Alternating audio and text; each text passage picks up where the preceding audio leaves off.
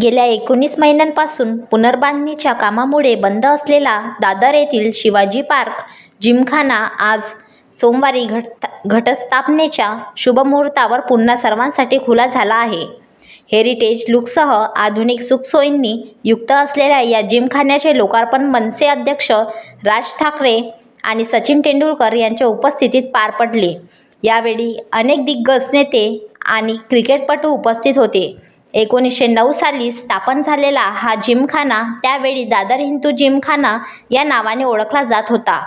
पुढे माहीम पार्कचं नाव शिवाजी पार्क झाल्यानंतर या जिमखान्याचं नावही शिवाजी पार्क जिमखाना असं बदललं गेलं। गेल्या शतकभरात या जिमखान्याने अनेक दिग्गज खेळाडूंना घडवलं आहे।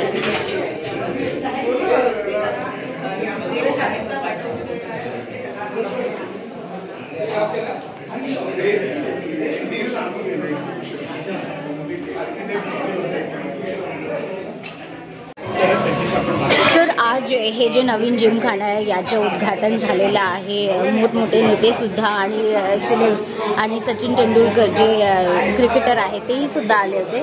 काय सांगणार आहोत, विशेष करून ह्याच्या आर्किटेक्चरबद्दल काय सांगणार?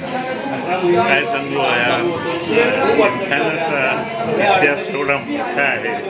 116 वर्ष जुना जिमखाना आहे आणि या जिमखान्याने खास करून क्रिकेटमध्ये एवढं नाव केलेलं आहे। इथे तुम्ही बघायलाच वाटेल सगळे स्टार जिमखान्याचे लावलेले आहेत।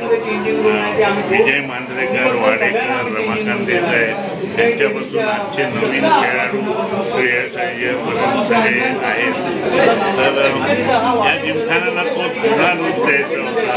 परत दादर माहीम आणि परिसराचं आर्किटेक्चर आर्ट डेको स्टाईल होतं, त्यामुळे तो एक आर्ट डेको फील या जिमखान्याला दिला गेला आहे। सर, विशेषतः काय आहे नेमकं या वर्षी जे उद्घाटन झालेलं आहे याची आत्ता विशेषता काय आहे?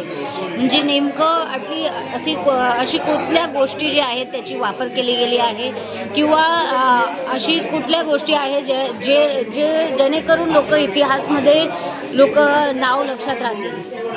वेल, त्याचं काय सांगता येईल तुम्हाला? बिल्डिंग जी बाहेरून आहे त्याला जुना लुक आलेला आहे, आर्ट डेको आणि त्या ग्रीन विम्बल्डन ग्रीन कलरमुळे टिपिकली इंग्लिश काउंटीचा लुक आहे तो आणण्याचा प्रयत्न केलेला आहे।